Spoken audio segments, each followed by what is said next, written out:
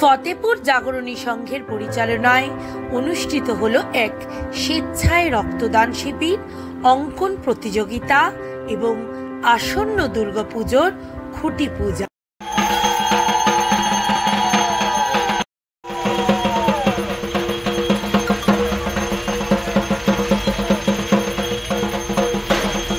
অনুষ্ঠানে প্রধান অতিথি হিসাবে উপস্থিত ছিলেন বিশিষ্ট সমাজসেবী চঞ্চল দেবনাথ, আইসি হরিণঘাটা থানার বিশ্বরঞ্জন বন্দ্যোপাধ্যায়, বিডিও হরিণঘাটার মহাশ্বেতা বিশ্বাস, ফতেপুর পঞ্চায়েত প্রধান সফিক মণ্ডল, সংঘের উপদেষ্টা মণ্ডলীর সদস্য বিমল দে সরকার, প্রদীপ সরকার, কাজী আব্দুল গনি, শ্যামল দে সরকার সহ প্রমুখ ব্যক্তিবর্গ। সমগ্র অনুষ্ঠানটিকে সুষ্ঠুভাবে পরিচালনা করতে সংঘের পক্ষ থেকে সাহায্য করলেন সভাপতি প্রশান্ত কুমার দে এবং সাংস্কৃতিক সম্পাদক হারাধন দত্ত ও রনক পাল। জাগরণী সংঘের সম্পাদক সুজয় দত্ত আমাদের জানালেন, আমরা শুরু করছি আমাদের আজকে এই রক্তদান অঙ্কন এবং আমাদের যে ৭৪তম দুর্গা উৎসব উদযাপনের যে খুঁটি পুজো, তার যে উদ্বোধক আমাদের এখানে মাননীয়া মহাশ্বেতা বিশ্বাস মহাশয়া, হরিণঘাটা সমষ্টি উন্নয়ন আধিকারিক, তিনি আমাদের মধ্যে এসে উপস্থিত হয়েছেন। আমরা ওনাকে অসংখ্য ধন্যবাদ জানাবো আমাদের সংঘের পক্ষ থেকে। এবং উপস্থিত আছেন আজকে আমাদের এই অনুষ্ঠানের প্রধান অতিথি হিসাবে আমাদের সকলেরই খুব কাছের মানুষ, আমাদের খুব প্রিয় মানুষ মাননীয় চঞ্চল দেবনাথ মহাশয়, তিনি আমাদের মধ্যে এখানে উপস্থিত আছেন, ওনাকে আমরা ধন্যবাদ জানাবো।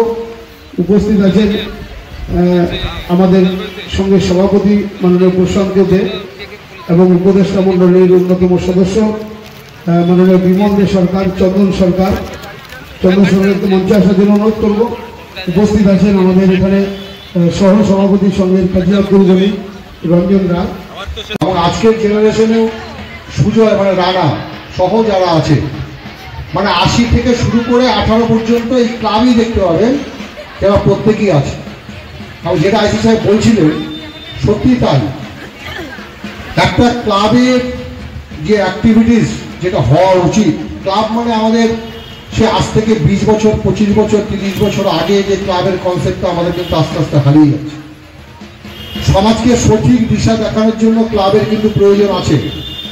এবং যেটা আমার মনে হয়, আমি বারবার করে এসে বলেছি, হরিণঘাটা ব্লকের মধ্যে এই যাবৎকালের সর্বশ্রেষ্ঠ ক্লাবের নামই কিন্তু হচ্ছে এই দয়লা জাগরণী সংঘ। এটা আমার মনে হয় সারা বছর বিভিন্ন অ্যাক্টিভিটিসের মধ্য দিয়ে ওরা মানুষকে একত্রিত করে।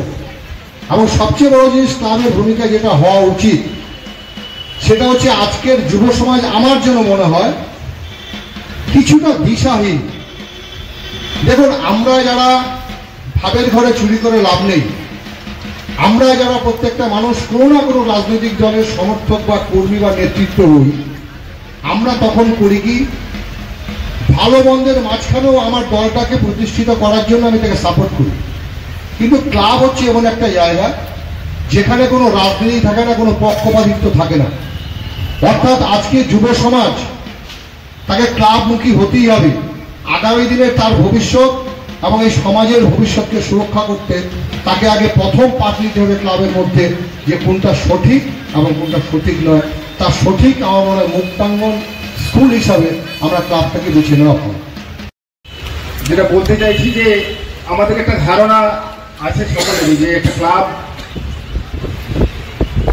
সন্ধ্যাবেলায় বসে একটু আড্ডা দেওয়া, ক্যারাম খেলা, তাস খেলা, কিছু কিছু ক্লাবের মধ্যে অসামাজিক কাজকর্ম ইত্যাদি ইত্যাদি।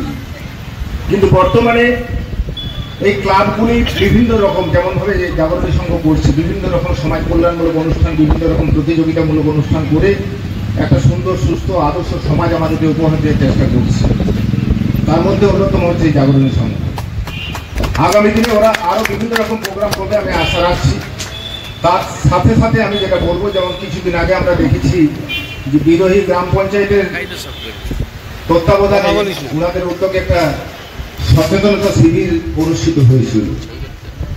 তো আপনারা আগামী যে দুর্গাপূজা আছে বিভিন্ন রকম অনুষ্ঠান আপনারা করবেন আমি জানি, বিভিন্ন সমাজ কল্যাণমূলক অনুষ্ঠান, তার মধ্যে এই সচেতনতা শিবির একটা করবেন আমি অন্তত আশা করব, এবং আমাদেরকে আমন্ত্রিত করবেন, আমরা আসবো। মানুষকে সচেতন করার দরকার আছে। আসলে আমরা তো অনেক কিছু জানি, অনেক কিছু শুনি, কিন্তু আমরা বুঝি কম। আমাদের এই বোধ শক্তিটা জাগাতে হবে। তাই একাধারে যেমন সমাজ কল্যাণমূলক অনুষ্ঠান করছেন, একাধারে যেমন বিভিন্ন প্রতিযোগিতামূলক অনুষ্ঠান করছেন, অন্যদিকে সচেতনতামূলক অনুষ্ঠান করার দরকার আছে।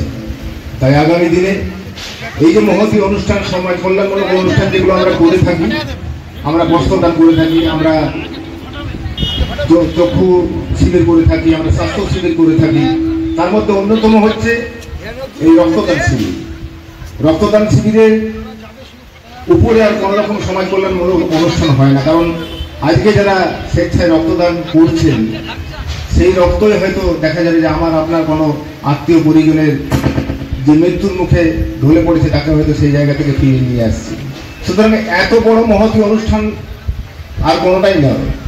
তাই এই ধরনের একটি মহতী অনুষ্ঠান করার জন্য আমি আবারও বিশেষ করে ক্লাব কর্তৃপক্ষকে অভিনন্দন জানাবো। আগামী দিনে আরও বিভিন্ন রকম অনুষ্ঠান করুন। আমি আমার ব্যক্তিগত তরফ থেকে, প্রশাসনিক তরফ থেকে যদি আমার কোনো সহযোগিতা লাগে বলবেন, আমি আপনাদের সাথে থাকবো। দেখুন, রক্তদান একটা মহৎ দান, এর বিকল্প কিছু হয় না। তো আপনারা যারা রক্ত দিতে ইচ্ছুক তারা এগিয়ে আসবেন এবং এই উদ্যোগটিকে সাফল্যমণ্ডিত করে তুলবেন। দেখেন, আমরা হচ্ছে এই ৭৪তম বর্ষে আমাদের পদার্পণ করেছে এই দুর্গা উৎসব। আগামীতে আমাদের ৭৫ বছর। তো আগামীতে অন্য ভাবনা আমাদের আছে, কিন্তু এই বছরও আমরা একেবারে পিছিয়ে নেই। গত বছর আপনারা জানেন যে ৭৩তমে আমাদের এখানে হচ্ছে বিশ্বরূপ হয়েছিল। এই বছরও আমরা ওইরকম ধরনের কিছু করতে চাইছি, যেটা হচ্ছে আমরা হস্তশিল্পের আমরা একটা প্যান্ডেল হচ্ছে এখানে মাদুর এবং কুলো বিভিন্ন হস্তের কাজের উপরে সেই প্যান্ডেলটা হবে, এবং সেটা মাদুরের উপরেই হবে, কুলো কাজ হবে, মাদুরের কাজ হবে, এবং খুব সুন্দর প্যান্ডেলই হবে। তো আমরা এই বছর এটা আমরা দর্শকদেরকে তুলে ধরতে চাইছি এবং উপহার দিতে চাইছি। তো নিশ্চিতভাবে ভালো হবে। আমরা আজকে রক্তদান অঙ্কন প্রতিযোগিতার মধ্যে দিয়ে তার শুভ সূচনা এখানে আমরা আজকে করলাম। আগামী দিন নিশ্চিত এই পুজো, ওই দুর্গা উৎসব উদযাপন উপলক্ষে আমাদের আরও অনুষ্ঠান হবে, যেটা হচ্ছে বস্ত্র বিতরণ এবং হচ্ছে স্বাস্থ্য শিবির এবং আরও অন্যান্য যে কর্মসূচি আছে সেগুলো আমরা নিশ্চিতভাবে করব।